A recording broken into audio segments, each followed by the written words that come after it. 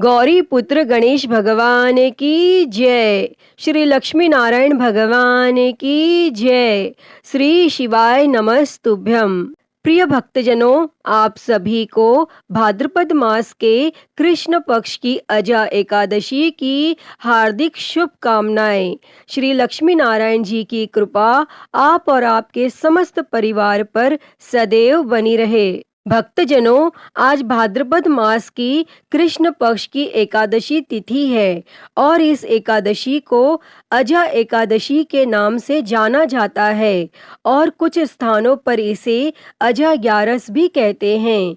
यह एकादशी सभी प्रकार के सुखों और अश्वमेघ यज्ञ के बराबर फलों को देने वाली मानी जाती है। प्रिय भक्तजनों, आज हम इस वीडियो में अजा एकादशी की बड़ी ही दुर्लभ कथा को सुनेंगे। आज के दिन एकादशी माता और अजा एकादशी की पवित्र कथा को सुनने से मनुष्यों के सभी पाप और संकट कट जाते हैं और मनोकामनाओं की पूर्ति होती है तथा बैकुंठ की प्राप्ति होती है। तो आप सभी भक्तजन बड़ी ही श्रद्धा, ध्यान पूर्वक और प्रसन्न चित्त मन से भगवान श्री लक्ष्मी नारायण जी के चरणों का ध्यान करते हुए इस पावन कथा को सुनिए। तो सभी प्रेम से बोलिए, श्री लक्ष्मी नारायण भगवान की जय। एकादशी माता की जय। सर्व देवी देवता की जय। एक समय राजा युधिष्ठिर ने भगवान श्री कृष्ण से कहा, हे पुंडरीकाक्ष, मैंने श्रावण शुक्ल एकादशी अर्थात पुत्रदा एकादशी का सविस्तार वर्णन सुना। अब आप कृपा करके मुझे भाद्रपद माह के कृष्ण पक्ष की एकादशी के विषय में भी बतलाइए। इस एकादशी का क्या नाम है तथा इसके व्रत का क्या विधान है और इसका व्रत करने से किस फल की प्राप्ति होती है। तब भगवान श्री कृष्ण ने कहा, हे कुंती पुत्र, भाद्रपद माह के कृष्ण पक्ष की एकादशी को अजा एकादशी कहते हैं। इसका व्रत करने से सभी पाप नष्ट हो जाते हैं। इस लोक और परलोक में मदद करने वाली इस एकादशी व्रत के समान संसार में दूसरा कोई व्रत नहीं है। और अब ध्यान पूर्वक इस एकादशी का महात्म्य श्रवण करो। पौराणिक काल में भगवान श्री राम के वंश में अयोध्या नगरी में एक चक्रवर्ती राजा हरिश्चंद्र नाम के एक राजा हुए थे।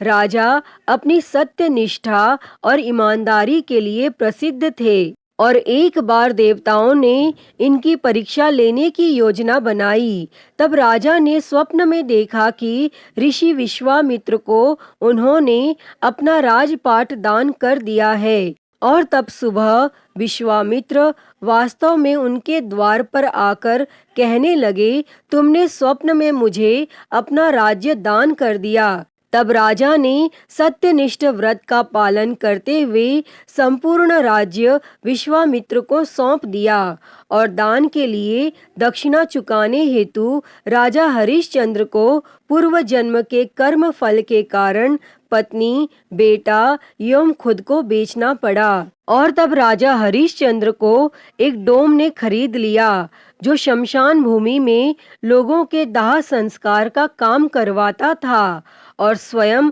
वह एक चांडाल का दास बन गया।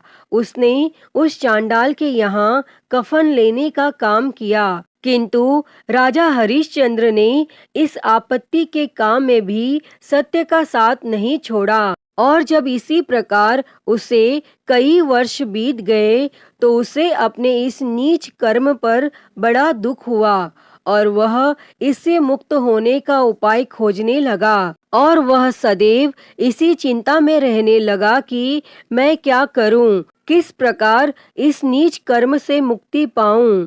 और एक बार की बात है, वह इसी चिंता में बैठा था कि गौतम ऋषि उसके पास पहुँचे। तब राजा हरिश्चंद्र ने उन्हें प्रणाम किया और अपनी दुख भरी कथा सुनाने लगे। तब राजा हरिश्चंद्र की दुख भरी कहानी सुनकर महर्षि गौतम भी अत्यंत दुखी हुए और उन्होंने राजा से कहा, हे राजन, भादो माह के कृष्ण पक्ष की एकादशी का नाम अजा है। तुम उस एकादशी का विधान पूर्वक व्रत करो तथा रात्रि को जागरण करो, इससे तुम्हारे सभी पाप नष्ट हो जाएंगे। और तब महर्षि गौतम इतना कहकर आलोप हो गए और अजा नाम की एकादशी आने पर राजा हरिश्चंद्र ने महर्षि के कहे अनुसार विधान पूर्वक उपवास तथा रात्रि जागरण किया और इस व्रत के प्रभाव से राजा के सभी पाप नष्ट हो गए और उस समय स्वर्ग में नगाड़े बजने लगे तथा पुष्पों की वर्षा होने लगी और उन्होंने अपने सामने ब्रह्मा, विष्णु, महेश तथा देवेंद्र आदि देवताओं को खड़ा पाया। उन्होंने अपने मृतक पुत्र को जीवित तथा अपनी पत्नी को राजसी वस्त्र तथा आभूषणों से परिपूर्ण देखा और व्रत के प्रभाव से राजा को पुनः अपने राज्य की प्राप्ति हुई। और वास्तव में एक ऋषि ने राजा की परीक्षा लेने के लिए यह सब कौतुक किया था, परंतु अजा एकादशी के व्रत के प्रभाव से ऋषि द्वारा रची गई सारी माया समाप्त हो गई और अंत समय में हरिश्चंद्र अपने परिवार सहित स्वर्ग लोक को गए। तब भगवान श्री कृष्ण बोले, हे राजन, यह सब अजा एकादशी के व्रत का प्रभाव था। जो मनुष्य इस उपवास को विधान पूर्वक करते हैं तथा रात्रि जागरण करते हैं, उनके सभी पाप नष्ट हो जाते हैं और अंत में वे स्वर्ग को प्राप्त करते हैं। और इस एकादशी व्रत की कथा के श्रवण मात्र से ही अश्वमेघ यज्ञ के फल की प्राप्ति हो जाती है। और इस कथा का सार यह है कि मनुष्य को भगवान के प्रति पूर्ण श्रद्धा रखनी चाहिए और जटिल परिस्थितियों में भी जो मनुष्य सत्य का मार्ग नहीं छोड़ते, वे अंत में स्वर्ग को जाते हैं।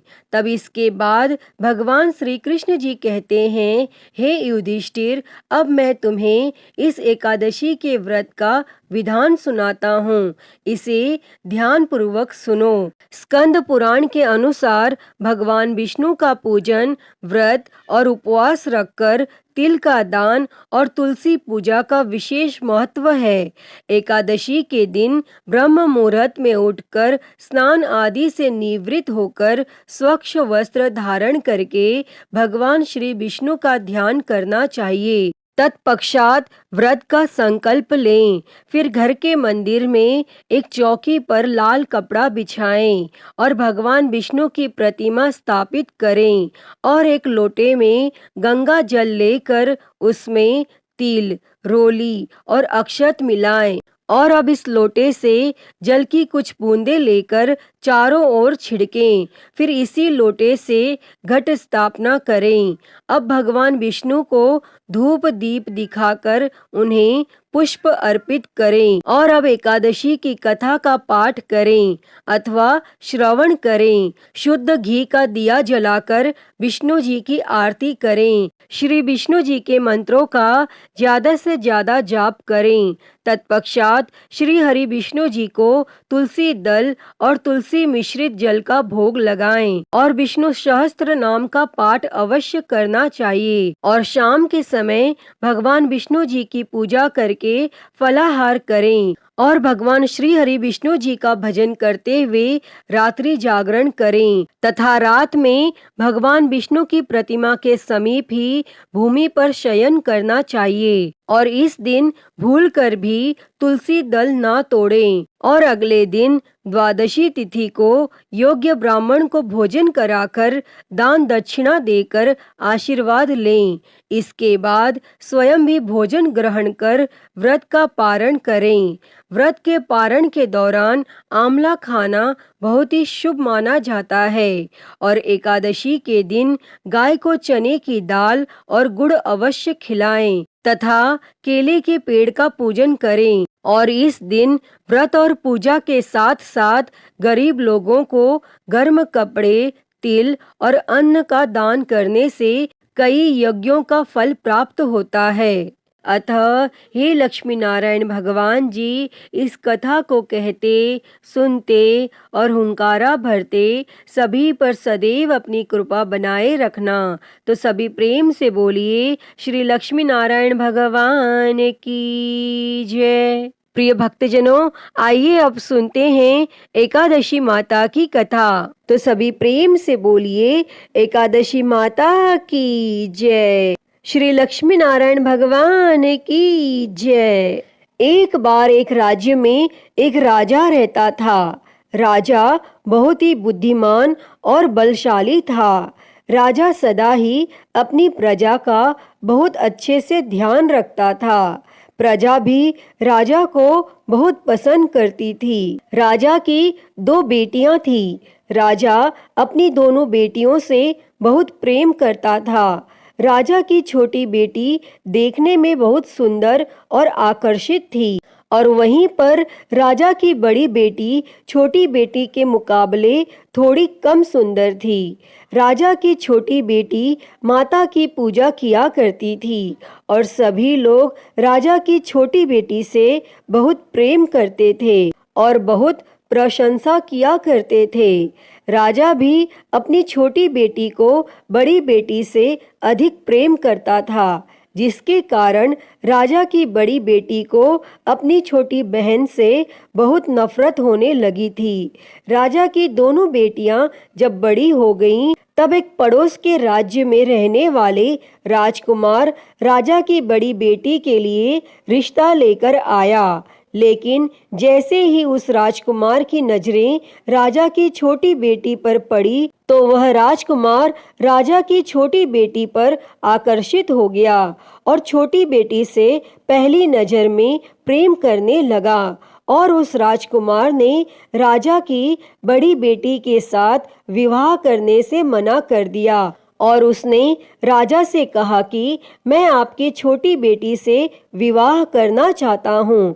और यह सब देखकर राजा की बड़ी बेटी अपनी छोटी बहन से बहुत क्रोधित हो गई और राजा की बड़ी बेटी ने अपनी छोटी बहन को अपना सबसे बड़ा दुश्मन मान लिया। तब राजा की बड़ी बेटी ने अपनी छोटी बहन से बदला लेने का निर्णय किया और राजा की बड़ी बेटी ने अपनी छोटी बहन को जान से मारने का उपाय सोचा और उसने अपनी छोटी बहन को मारने के लिए सबसे पहले एक लड्डू में जहर मिलाकर अपनी छोटी बहन को दिया और उसको लड्डू खाने के लिए कहा। लेकिन लड्डू खाने के बाद भी छोटी बहन को कुछ भी नहीं हुआ। लेकिन फिर भी बड़ी बहन ने हार नहीं मानी और जब उसकी छोटी बहन रात में कमरे में सो रही थी, तब उसने एक मटके में सांप रखकर उसके कमरे में छोड़ दिया। लेकिन सांप भी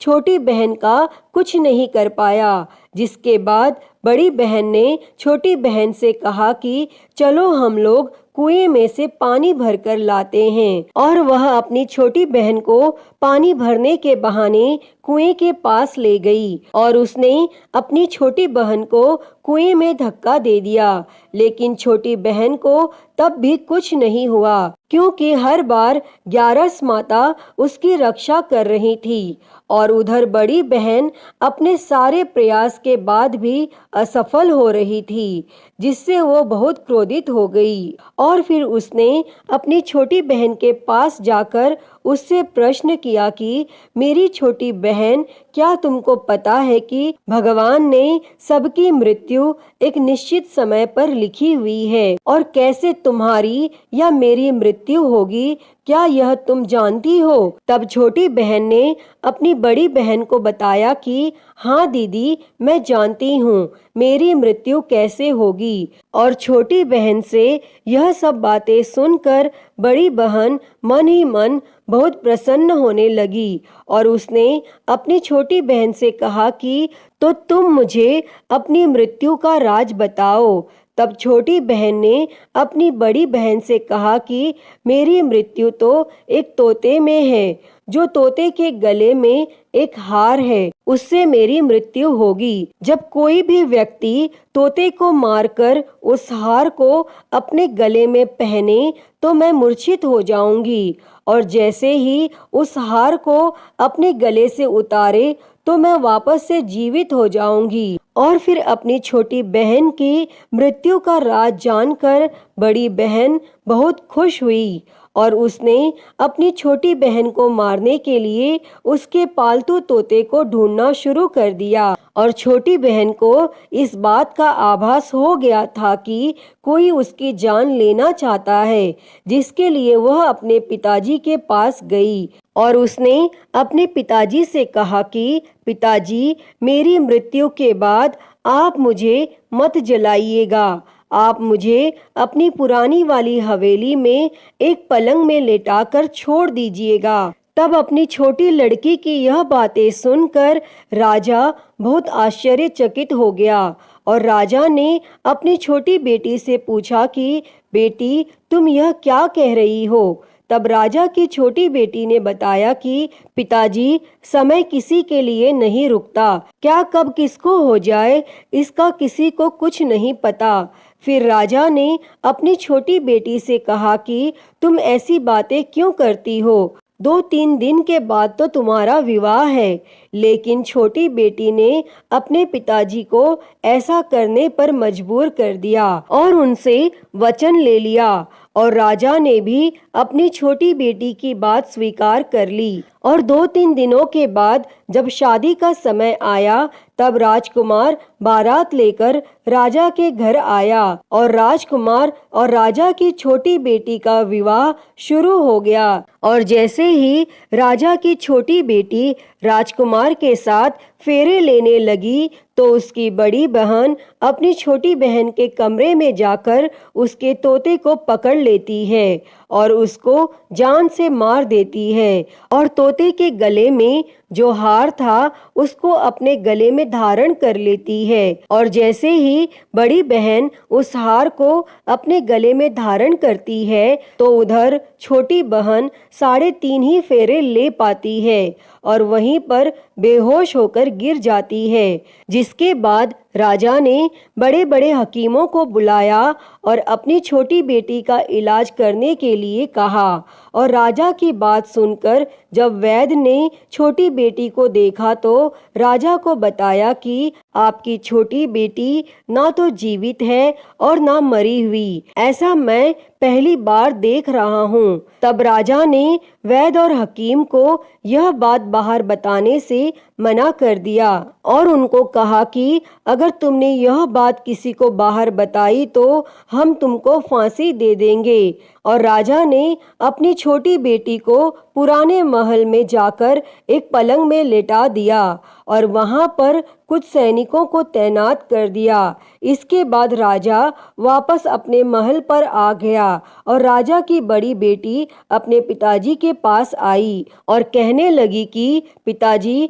अगर यह शादी संपन्न नहीं हुई तो आपकी इज्जत का क्या होगा? आप कहें तो मैं आपकी इज्जत बचाने के लिए राजकुमार से शादी करने के लिए तैयार हूँ। जिसके बाद राजा ने अपनी बड़ी बेटी की बात मान ली और राजा ने बड़ी बेटी को छोटी बेटी के कपड़े पहनाकर मंडप में भेज दिया। लेकिन राजकुमार यह जान गया कि यह राजा की छोटी बेटी नहीं है, बल्कि यह राजा की बड़ी बेटी है। लेकिन जब राजकुमार ने शादी करने से मना किया तो सभी लोगों ने राजकुमार को बेवश करके राजा की बड़ी बेटी से बचे हुए फेरों को संपन्न करा दिया और विवाह संपन्न हुआ। जिसके बाद राजकुमार राजा की बड़ी बेटी को अपने महल में ले गया और विवाह होने के बाद राजकुमार उससे ना तो बात करता था, न उसे पसंद करता था और ना ही